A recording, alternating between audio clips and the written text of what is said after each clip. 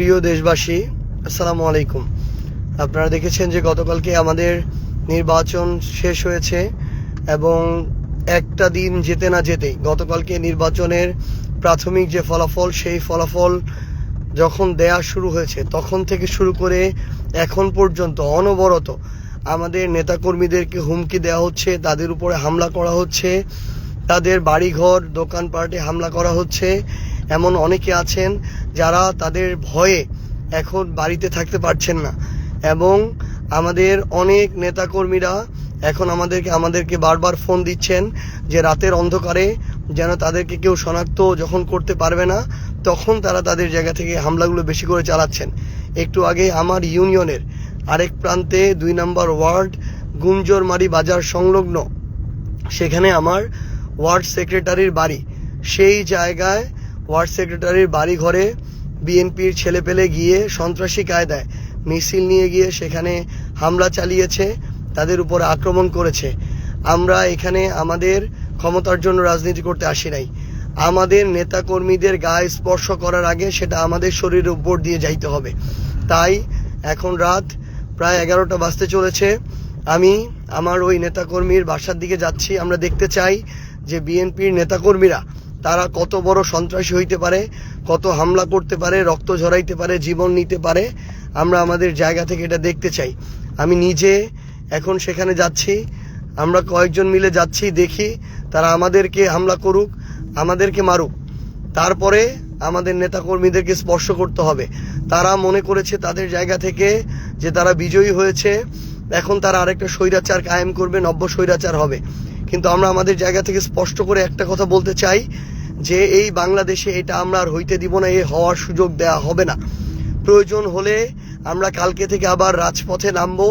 প্রয়োজন হলে আমাদের যে লড়াইটা ছিল অভ্যুত্থানের পরে, এই 1.5 বছরের লড়াই, যে বাংলাদেশে একটা গণতান্ত্রিক রাজনৈতিক পরিবেশ তৈরি করার লড়াই, এই লড়াইটা আমাদেরকে কালকে থেকে শুরু করতে হবে।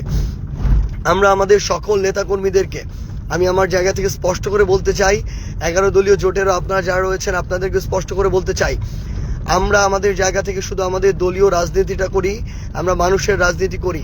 এটা যদি কারো সহ্য না হয়, কেউ যদি শুধুমাত্র আমরা একটা দল করি দেখে, একটা জোটে অংশগ্রহণ করেছি, ভোটে অংশগ্রহণ করেছি দেখে কেউ যদি মনে করে যে আমাদেরকে মারা, রক্তাক্ত করা, হামলা করা বৈধ হয়ে গিয়েছে, তাহলে তাদের বিরুদ্ধে আমাদের নামতে হবে।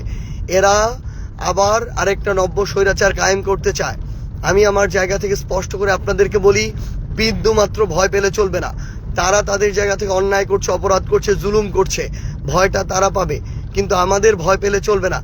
আমরা যেন মাথা উঁচু করে সম্মানের সাথে যে রাজনীতি করে আসছি, আমরা আমাদের জায়গা থেকে সেই রাজনীতিটা করে যাব।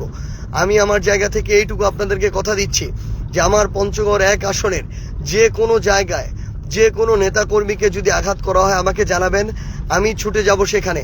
আমরা ওই রাজনীতি করতে আসি নাই যে ঘরে বসে থেকে রাজনীতি করব।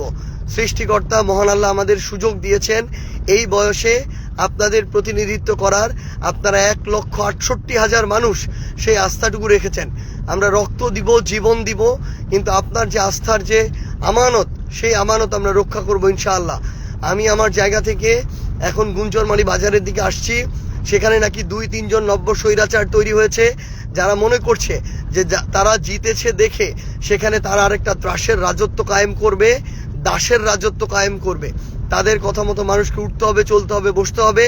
এবং তারা তাদের জায়গা থেকে মনে করছে যে কেউ আর অন্য দলের রাজনীতি করতে পারবে না। যারা শাপলাকলির ভোট করেছিল, যারা সার্জিস আলমের সাথে রাজনীতি করেছিল, তাদের আর বেঁচে থাকার অধিকার নাই। যারা এটা মনে করে তাদের বিরুদ্ধে আমাদের আরেকটা লড়াইয়ে নামতে হবে। এই লড়াইটা হচ্ছে আগামীতে নব্য কোনো স্বৈরাচার তৈরি না হতে দেওয়ার যে লড়াই, সেই লড়াই। আমি আপনাদেরকে আহ্বান করব, পুরো পঞ্চগড় 1 আসন সহ পুরো বাংলাদেশে আপনারা যারা আজকে আপনাদের উপর হামলা হচ্ছে, জুলুম হচ্ছে, নির্যাতন হচ্ছে, আপনারা রাজপথে নেমে আসুন। মনে রাখবেন, আমরা যদি একবার ছাড় দেই, তারা মাথায় উঠে যাবে, তারা গলা চেপে ধরবে, তারা আপনার ঘর পর্যন্ত চলে আসবে, পরিবারের মানুষ পর্যন্ত চলে আসবে। তারা আপনার জান নিতেও বিন্দুমাত্র দ্বিধা করবে না।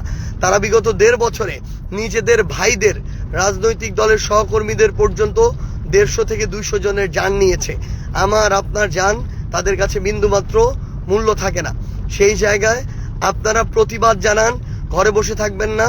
বিন্দুমাত্র আপনাদের জায়গা থেকে ভয় পাবেন না। মনে রাখবেন, অপরাধ তারা করছে, তারা জুলুমকারী, তারা ভয় পাবে।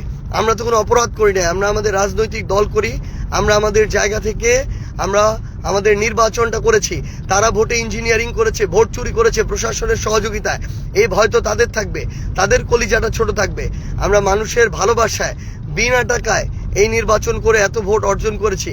তারা তো কোটি কোটি টাকা করে লুটপাট করেছে এতদিন ধরে, সেই টাকা খরচ করেছে। এখন আবার আমরা যদি ছেড়ে দেই, তারা একটা লুটপাটের ভয়ের রাজত্ব কায়েম করবে, যেটা আমরা করতে দিব না। আমরা একসাথে মিলে সবাইকে নামতে হবে। যদি না নামেন, কয়েকদিন পরে আবার কথা বলতে পারবেন না মুখ ফুটে।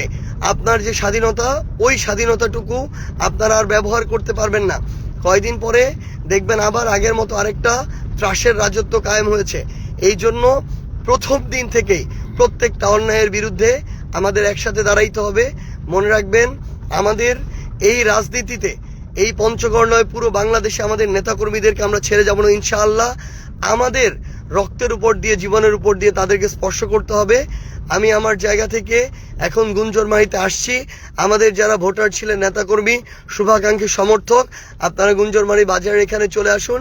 ইনশাআল্লাহ আমরা একসাথে মিলে সকল ধরনের নব্য স্বৈরাচার যারা আছেন, যারা নতুন করে মানুষের উপরে জুলুম করতে চায়, তাদেরকে আমরা রাজনৈতিকভাবে মোকাবেলা করবো ইনশাআল্লাহ।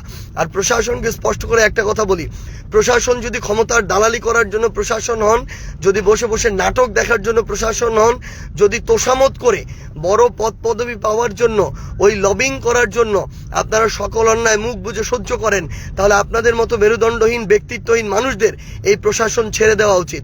আমি আপনাদেরকে আহ্বান করব, আপনারা আপনাদের ওই শপথের মূল্য দিন। আপনারা এই দেশের সাথে আপনাদের যে কমিটমেন্ট, সেই কমিটমেন্টের মূল্য দিন। দয়া করে আপনার পেশার যে পেশাদারিত্ব, যে ইমানি দায়িত্ব, সেটার আপনারা মূল্য দিন। আপনারা পুরো দেশে যেই জুলুমগুলো হচ্ছে, সেই জুলুম বন্ধে আপনাদের যে অ্যাকশন, সেই অ্যাকশনগুলো নিন। এবং তারেক রহমানকে আমার জায়গা থেকে আমি স্পষ্ট করে একটা কথা বলতে চাই, যে আপনি দেশে এসেছেন, আপনি আপনার জায়গা থেকে এই নেতাকর্মীদেরকে, যারা আজকে থেকে 1.5 বছর আগেই জুলুমের শিকার ছিল, যারা নির্যাতিত ছিল, অনেকে নিপীড়িত ছিল, তারা যে আজকে নতুন করে জালেম হয়ে উঠছে, তাদেরকে যদি আপনি আটকাইতে না পারেন, নিয়ন্ত্রণ না করতে পারেন, তাহলে আওয়ামী লীগের চেয়েও খারাপ পরিস্থিতি হবে আপনাদের। এই জন্য আহ্বান করব যে কঠোর নির্দেশনা দেন। পুরা স্থানীয় পর্যায়ে আপনাদের নেতারা যে ভয়ের রাজ্য কায়েম করছে, আপনাদের নেতাকর্মীরা যে একটা বুনো উল্লাস করছে, মানুষের বাড়িতে হামলা করে, মানুষের উপরে হামলা করে, রক্ত ঝরিয়ে, এই বুনো উল্লাস আপনার থামাইতে হবে।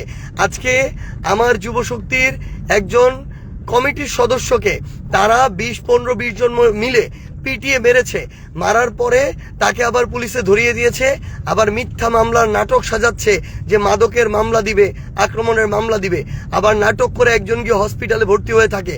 এই ধরনের নাটক করে যদি আপনারা মনে করেন যে বাংলাদেশে আরেকটা ভয়ের রাজ্য কায়েম করবেন, আমি শুধু আপনাদেরকে সতর্ক করে দিচ্ছি, এখানে অভ্যুত্থানের প্রজন্ম, অভ্যুত্থানে অংশ নেওয়া সবাই এখনো বেঁচে আছে। এই মানুষগুলো 16 বছর এর আগে সহ্য করেছিল, এবার কিন্তু 6 মাসও সহ্য করবে না। আমি আপনাদেরকে সতর্ক করে দিচ্ছি, এর আগে শেখ হাসিনা ভারতে পালিয়ে গিয়েছে, এমন অনেকে আছে যারা অপরাধ করে পার পেয়ে গিয়েছে, কিন্তু আমাদের ওই অভিজ্ঞতাগুলো আগে ছিল না বলে এটা হয়েছে। এখন সেই অভিজ্ঞতা আছে, কেউ পার পাবে না, কেউ পালানোর সুযোগ পাবে না। একদম স্পষ্ট করে বলে দিচ্ছি, আপনারা সবাইকে সতর্ক করে দেন। আমরা জান থাকতে, জীবন থাকতে আমাদের একজন নিরপরাধ নেতাকর্মীকে শুধু দল করার অপরাধে, শুধু একটা মার্কায় ভোট দেওয়ার অপরাধে আমরা হয়রানির শিকার হইতে দিব না, আমরা জুলুমের শিকার হইতে দিব না, আমরা রক্ত ঝরতে দিব না। এটা আমাদের ওয়াদা, এটা আমাদের কমিটমেন্ট। আমাদের নেতাকর্মীরা বাঁচলে আমরা আবার রাজপথে দেখা হবে। আপনারা সবাই প্রস্তুত থাকুন, নির্দেশনার অপেক্ষায় থাকুন। আমি এখন গুঞ্জরমারিতে আসছি, পরবর্তী যে স্পটে হবে, দিন নাই রাত নাই, 24 ঘন্টা আপনারা শুধু জানাবেন, আপনাদের সাথে দেখা হবে ইনশাআল্লাহ। আপনাদেরকে ছেড়ে যাব না।